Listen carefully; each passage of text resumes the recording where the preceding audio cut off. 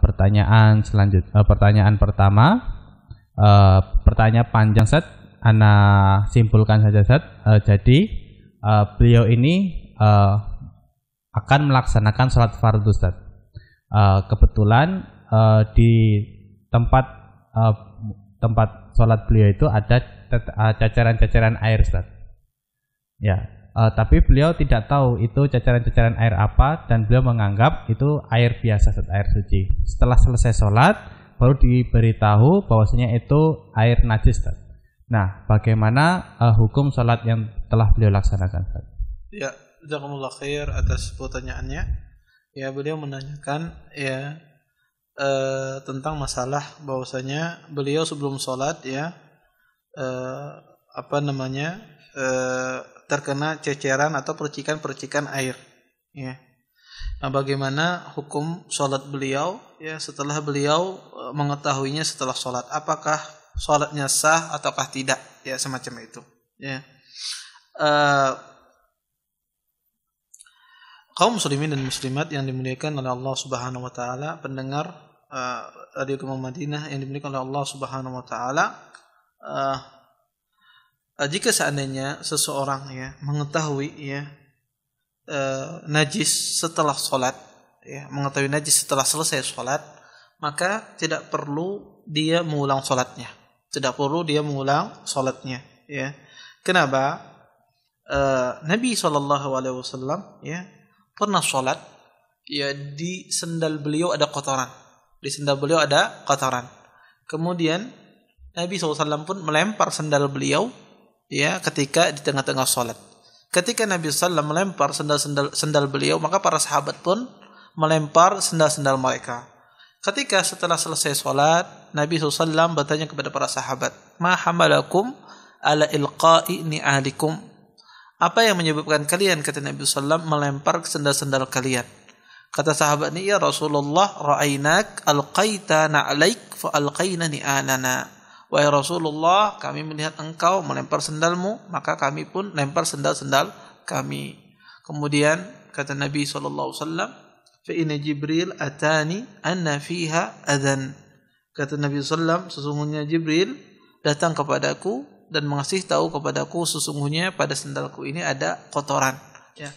Berdasarkan hadis ini, kata para ulama, bahwasanya seseorang ya tidak mengetahui ya najis ya kecuali setelah sholat ya,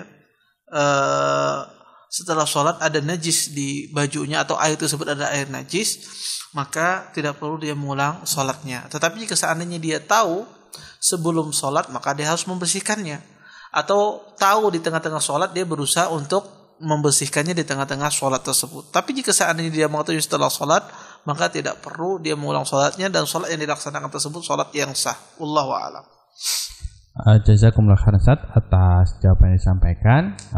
Masih dari penanya yang sama Ustaz. Ustaz, apakah benar bahwa orang yang sholat dengan pakaian yang ada najisnya itu sholatnya tetap sah? Hanya saja dia tetap berdosa karena sengaja memakai pakaian yang ada najisnya. Jazakumullah khairan. Tadi sudah terjawab Ustaz. Ya, jazakumullah khair. Kalau seandainya seseorang sholat ya di pakaiannya ada najasah, maka tidak sah sholatnya ya. Karena orang di antara saat sholat itu adalah baju yang dipakai adalah bersih dari najis ya. Kalau seandainya dia tahu sebelum sholat kemudian tetap dia melaksanakan tersebut, maka tidak boleh, maka sholatnya tidak sah. Wallahu a'lam. Nah Ustaz, pertanyaan selanjutnya cukup panjang Ustaz, ana simpulkan juga. Jadi ada kasusnya Ustaz, seseorang mau sholat Ustaz, kemudian ada celana anak kecil yang terkena najis sehingga lembab. Mungkin anak ini sedang digendong sama penanya atau sedang dekat dengan penanya. Nah kemudian tapi beliau tidak tahu Ustaz, apakah zat najisnya tersebut pindah Ustaz, dari pakaian anak kecil tadi ke pakaian penanya Ustaz. Nah dengan kondisi demikian, apakah sarung yang digunakan tetap dihukumi suci atau najis Ustaz? Anak kecilnya jadi apa? Dia pakai apa? Pakai celana mungkin Ustaz. Nah, kemudian lembab karena mungkin ngompol gitu Ustaz. Tapi penanya ini tidak tahu Ustaz, apakah najisnya itu terkena pada dirinya atau tidak, Ustaz, ragu-ragu. Ya, jazakumullah khair atas pertanyaannya. Maka jika seandainya seseorang tidak tahu dia terkena najis atau tidak, maka pada asalnya adalah tidak terkena najis. Karena pada asalnya sesuatu itu suci.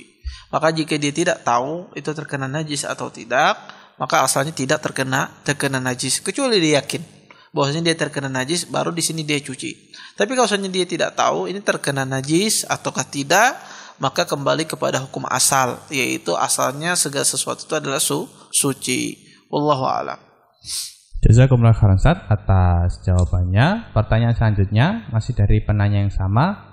Kemudian Ustaz, apabila ada 1 atau 2 tetes air najis Ustaz terkena pada pakaian atau baju gitu Ustaz.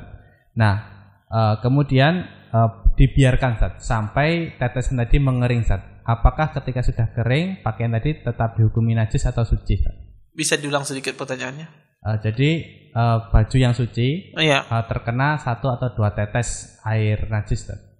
Nah, kemudian mungkin lama gitu Ustaz sampai kering. Kering Ustaz. Apakah tetap dihukumi najis atau suci Ustaz? Iya, jazakumullah khair atas pertanyaannya. Maka jika satu baju ya terkena percikan najis, ya 1 tetes, 2 tetes, kemudian tidak disiram, ternyata dikeringkan, ya dijemur, qadarullah terkena tetesan najis misalnya, terus dijemur kering baju tersebut, apakah baju tersebut suci atau tidak? Maka dilihat, kalau seandainya asar najis itu sudah tidak ada lagi, bekas najis itu tidak ada lagi, ya maka baju itu suci. Karena mensucikan dari najis tidak mesti dengan air, bisa dengan akibat dia terpanaskan kena matahari atau kena angin, ya maka bisa jadi najis itu hilang. Maka kalau seandainya bekas najis itu sudah tidak ada lagi di baju tersebut, misalnya tidak ada pesingnya, tidak ada baunya, ya kita tidak ada bekas najisnya, maka dia suci. Ya, dalilnya apa? Dalilnya adalah hadis Nabi SAW yang disebutkan oleh Abdullah bin Umar, kanatil kilabu tuqbilu wa tudbiru fi masjidin Nabi sallallahu alaihi wasallam. Sesungguhnya kata Abdullah bin Umar, anjing itu dulu ya sering masuk dan keluar masjid. Ya, sering masuk dan keluar masjid. Dan tentunya anjing ya, ketika dia masuk dan keluar kadang-kadang dia kencing, ya, kencing dia berak apa macam. Dan tidak disebutkan di dalam hadis ini para sahabat ketika masuk dan keluar anjing itu di dalam masjid, mereka menyiram dengan air. Ya, mereka menyiram dengan air membersihkan najisnya anjing tersebut. Kita tahu kotoran hewan yang haram dimakan, yaitu adalah najis, ya. Dan tidak disebutkan dalam hadis ini bahwasanya para sahabat menyiram ya tempat biasanya yang dikencingi anjing tersebut, ya, atau di tempat anjing tersebut buang hajat, tidak disebutkan ya di dalam hadis ini. Kata para ulama di sini menunjukkan bahwasanya tanah itu ya dia menjadi suci ya dengan apa? Najis itu menjadi hilang dengan panasnya matahari. Ya, panasnya matahari dengan di banyak ada angin ya, udara ya yang kadang-kadang juga memindahkan najis tersebut ke tempat lain, atau dengan panasnya matahari. Nah, berdasarkan hadis ini kata para ulama, membersihkan najis tidak mesti dengan air. Kadang-kadang najis itu bisa dihilangkan dengan dipanaskan, dijemur, atau dihilangkan dengan angin ya, atau juga najis itu kadang-kadang bisa dihilangkan dengan cara digosok, dan najis itu juga bisa dihilangkan dengan cara dibasuh atau disuci. Maka yang penting itu bagaimanapun caranya silahkan. Yang penting adalah bekas najisnya itu sudah tidak ada lagi. Selama bekas najisnya tidak ada, maka baju itu adalah suci. Wallahu a'lam. Jazakumullah khairan Ustaz atas jawaban yang disampaikan. Di sini ada pertanyaan Ustaz. Assalamualaikum warahmatullahi wabarakatuh. Waalaikumsalam warahmatullahi wabarakatuh. Ustaz, izin bertanya. Misalnya seseorang sholat berjamaah. Pada saat tasyahud awal, ia malah membaca bacaan doa di antara 2 sujud Ustaz, karena lupa. Lalu imam sudah terlanjur berdiri dan ia baru ingat kesalahannya. Apa yang harus dilakukan Ustaz? Terima kasih Ustaz. Dia setelah tasyahud awal membaca doa. Pas tasyahud awal malah membaca doa di antara 2 sujud itu. Kemudian imam sudah terlanjur berdiri, dia belum sempat baca gitu. Iya. Jazakumullah khair atas pertanyaannya. Beliau menanyakan tentang masalah tentang orang yang keliru membaca doa tasyahud ya, dia ganti dengan doa ya duduk di antara dua sujud ya. Apa yang harus dia lakukan? Apakah ada sujud sahwi ataukah tidak? Para ulama mengatakan bahwasanya orang yang salah di dalam membaca doa ya atau di dalam membaca zikir atau seseorang mendatangkan zikir bukan pada tempatnya ya, yang seharusnya zikir dibaca duduk di antara dua sujud ya dibacanya doa tasyahud atau sebaliknya. Para ulama mengatakan di sini bahwasanya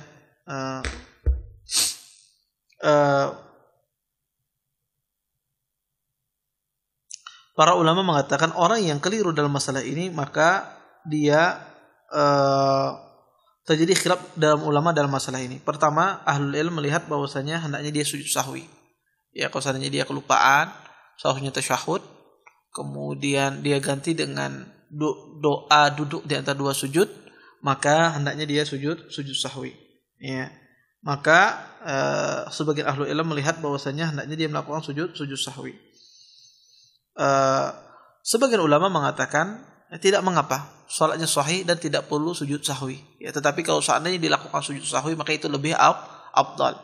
Maka dalam hal ini seseorang jika seandainya terjadi masalah ini hendaknya dia ganti dengan sujud sahwi.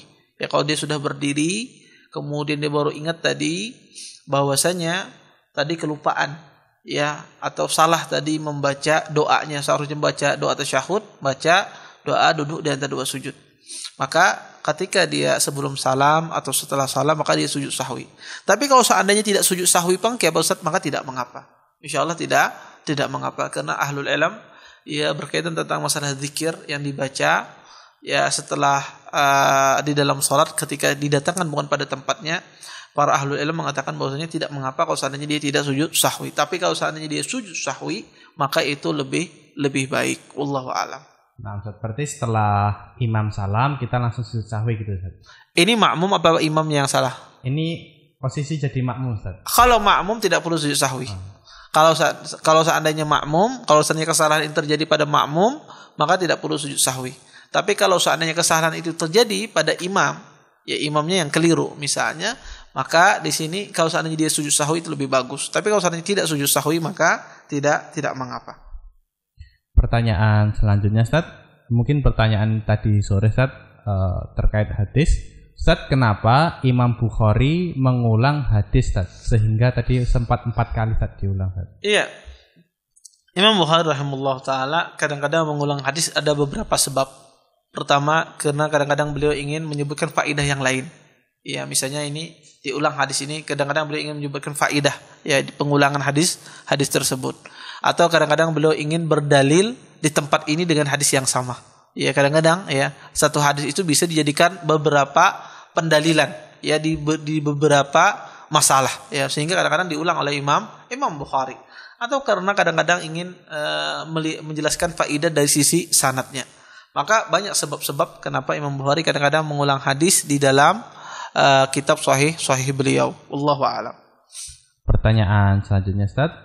Ustaz izin bertanya, saya pernah mendengar kalau bacaan takbir, surah Al-Fatihah, bacaan tasyahud dan salam harus mengeluarkan suara dan harus terdengar oleh telinga sendiri. Apakah betul, Ustaz, perkataan demikian, Ustaz? Iya, jazakumullah khair atas pertanyaannya. Maka bacaan itu pada asalnya kita harus diucapkan ya dengan suara. Maka ya tidak mesti keras ya. Yang penting adalah adanya pergerakan mulut. Kemudian ya terdengar apa yang kita ucapkan oleh telinga kita. Maka itu perkataannya benar ya. Maka perkataannya benar.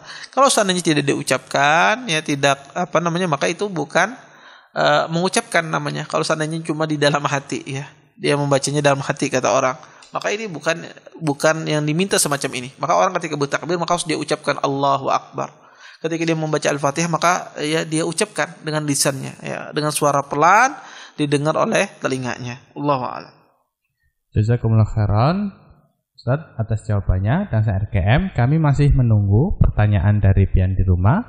Silahkan pian bisa layangkan pertanyaan melalui via pesan WhatsApp di nomor 0822 11990937. Pertanyaan selanjutnya, Ustaz. Di sini ada pertanyaan terkait azkar, Ustaz, setelah sholat, Ustaz, setelah sholat fardu. Izin bertanya, Ustadz, apakah Rasulullah mempunyai wiridan tertentu yang dibaca seusai sholat? Sekian Ustadz, terima kasih. Ya, jazakumullah khair atas pertanyaannya. Kalau ditanyakan ya, apa zikir yang dibaca oleh Nabi SAW ya setelah sholat fardu, maka ya zikir yang dibaca oleh Nabi SAW setelah sholat fardu tentu saja ada ya, sebagaimana disebutkan dalam hadis-hadis yang sahih ya. Nabi SAW setelah sholat fardu beliau beristighfar, mengucapkan astaghfirullah, astaghfirullah, astaghfirullah 3 kali. Kemudian Nabi SAW ya mengucapkan Allahumma antas salam wa minkas salam tabarakta dzal jalali wal ikram. Kemudian Nabi SAW ya setelah itu ya beliau mengatakan la ilaha illallah wahdahu la syarika la lahul mulku wa lahul hamdu wa huwa ala kulli syai'in qadir la haula wa la quwwata illa billah la ilaha illallah wa la na'budu illa iyyah lahu ni'matu wal fadlu wa sanul hasanu la ilallah mukhlishina lahud-din walau karihal kafirun.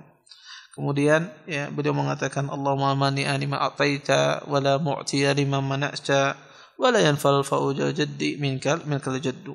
Ya. Kemudian Nabi sallallahu alaihi wasallam ya mengucapkan ya la ilallah wahdahu la syarika bertasbih ya. Nabi sallam ya di dalam sebagian riwayat ya setelah maghrib dan setelah fajar ya baca la ilallah wa la syarikalah lahul mulku wal hamdu wa ala kulli syai'in qadir ya, walaupun ya riwayat ini terjadi perselisihan di kalangan para ulama.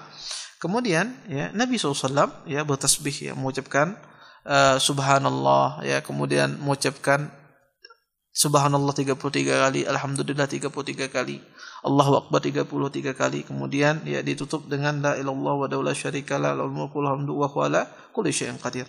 Maka dan Nabi juga kadang membaca ayatul kursi ya, kemudian al-ikhlas ya, muawwidzatain ya. Maka ini zikir-zikir yang warid yang datang dari Nabi SAW yang beliau baca setelah sholat fardu. Wallahu a'lam.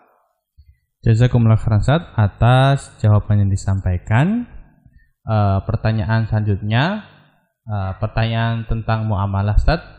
Ustaz, apa hukumnya sebuah toko memberlakukan atau membuat konsep member Ustaz? Kasusnya seperti Ustaz, jika pembeli adalah member, maka harga barang 400.000. Jika bukan member, maka harganya mahal Ustaz, lebih mahal 500.000. Dengan catatan untuk pendaftaran menjadi member harus membayar uang 100.000 dan berlaku seumur hidup. Bagaimana Ustaz hukumnya Ustaz? Ya, jazakumullah khair atas pertanyaannya. Maka itu sebetulnya adalah dia memberikan diskon ya. Sebetulnya jadi artinya kalau seandainya dia jadi member bayar 100.000, kemudian ketika dia membeli barang maka harganya menjadi murah semacam itu kan. Artinya kalau seandainya dia jadi member maka bayarnya yang seharusnya 500.000 misalnya menjadi 400.000 misalnya. Maka ini sebetulnya memberikan ya bonus ya, memberikan bonus pada seseorang ya, kemudian tetapi diambil dari harga barang tersebut ya. Artinya barangnya itu diambil dari harga barang tersebut. Ini para ulama mengatakan ya hal semacam ini tidak dianjurkan. Ya tidak dianjurkan.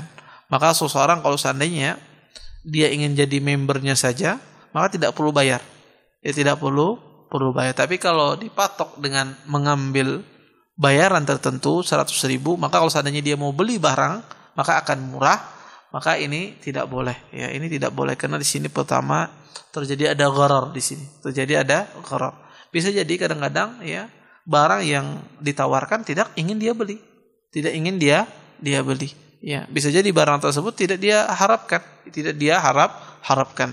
Maka di sini ya tidak boleh semacam ini. Seseorang ya mematok kalau jadi member dia harus bayar 100.000. Kalau tidak, maka dia tidak mendapatkan potongan harga. Maka ini tidak dibenarkan. Wallahu a'lam. Jazakumullah khairan Ustaz atas jawaban disampaikan. Di sini ada pertanyaan menarik Ustaz. Ustaz izin bertanya, apakah ada syarat-syarat tertentu Ustaz untuk menjadi waliullah Ustaz? Jazakumullah khairan. Syarat tertentu menjadi apa? Waliullah. Jazakumullah khair atas pertanyaannya. Ya, syarat menjadi waliullah pertama harus bertakwa ya. Ala inna awliya Allah la khaufun alaihim wa lahum yahzanun. Maka syaratnya adalah pertama adalah bertakwa. ya bertakwa, kemudian menjalankan semua perintah-perintah Allah dan menjauhi segala larangan-larangan Allah Subhanahu wa taala. Kalau kita ya melaksanakan perintah-perintah Allah, menjauhi segala larangan Allah, melaksanakan perintah yang wajib, melaksanakan perintah yang sunnah, meninggalkan larangan yang haram atau yang dibenci oleh Allah Subhanahu wa taala, maka orang tersebut ya menjadi waliullah, ya menjadi waliullah, orang yang dicintai oleh Allah Subhanahu wa taala. Karena waliullah itu adalah orang yang istiqamah dalam ketaatan kepada Allah Subhanahu wa taala dan ya dia menjalankan perintah-perintah Allah Subhanahu wa taala, baik itu yang wajib ataupun yang sunnah, dan meninggalkan apa-apa yang Allah larang, ya baik itu perkara yang haram atau perkara-perkara yang Allah benci. Maka kalau antum melakukan hal itu, maka jadi wali, ya. Maka jadi waliullah, orang yang dicintai oleh Allah Subhanahu wa taala. Syaratnya sangat mudah, tapi prakteknya sangat susah, ya. Syaratnya sangat ringan, ya. Seseorang ya bertakwa kepada Allah Subhanahu wa taala, menjalankan semua perintah-perintahnya, meninggalkan semua larangannya, dan ya dia beribadah, melaksanakan perbuatan-perbuatan sunnah, perbuatan-perbuatan wajib, maka ini adalah waliullah, ya waliullah. Maka kalau ada orang semacam ini istiqamah, maka itu adalah waliullah. Tapi kalau seandainya dia ya tidak mau sholat, tidak bertakwa, melaksanakan perkara-perkara yang diharamkan, maka ini bukan waliullah. Wallahu a'lam. Jazakumullah khairan Ustaz atas jawaban yang disampaikan. Ana bacakan satu pertanyaan lagi Ustaz. Ustaz izin bertanya dari mahasiswa ULM Ustaz. Ustaz ingin bertanya, kalau seseorang makmum masbuk saat sholat maghrib dan baru ikut di rakaat kedua, saat rakaat ketiga nanti apakah membaca tasyahud awal karena baru rakaat kedua makmum, atau mengikuti imam Ustaz dengan membaca tasyahud akhir Ustaz? Jazakumullah khairan. Iya. Seorang makmum ya ketika dia masbuk ya mendapati imam di salat maghrib di rakaat kedua. Maka ketika rakaat ketiga makmumnya ini membaca apa? Tasyahud awal kah ataukah tasyahud akhir kah bersama imam? Maka yang dibaca adalah tasyahud awal. Dalilnya apa? Adalah hadis Nabi sallallahu alaihi wasallam. Kata Nabi sallam, "Wa ma adraktum fa atimmu." Jika seandainya kalian terlambat, kata Nabi sallam, maka apa yang kalian dapatkan ya fa atimmu, maka kalian sempurnakan. Perkataan Nabi sallam fa atimmu berarti menunjukkan bahwasanya rakaat yang kita dapatkan bersama imam itu adalah rakaat pertama bagi kita. Walaupun itu adalah rakaat kedua bagi imam. Misalnya di rakaat kedua kita baru masuk, maka bagi imam itu rakaat kedua, bagi kita rakaat pertama. Ketika rakaat ketiga di salat maghrib, maka itu bagi imam rakaat ketiga, bagi kita adalah rakaat kedua. Maka berlaku bagi kita membaca tasyahudnya tasyahud awal, sedangkan imam adalah tasyahud akhir. Ini makna dari kata Nabi sallallahu alaihi wasallam, "Wa ma adraktum fa atimmu." Apa yang kalian dapati dari imam ya, maka fa atimmu, maka sempurnakan. Kata sempurna di sini adalah menunjukkan bahwasanya apa yang kita dapati dari imam itu adalah awal salat kita. Ada riwayat faqdu ya, sebagian Ahnaf mazhab Abi Hanifah melihat bahwasanya yang kita dapati itu adalah salat yang terakhir. Ya, salat terakhir. Misalnya, saya mendapati rakaat kedua bersama imam ya, atau rakaat ketiga bersama imam ya. Maka rakaat ketiga imam itu ya rakaat ketiga bagi saya. Ya, walaupun di sini saya cuma dapat satu rakaat. Kenapa? Karena kata faqdu di sini adalah maka qadha lah, ya maka qadha lah. Tetapi riwayat faqdu di sini kurang tepat, ya. Kenapa?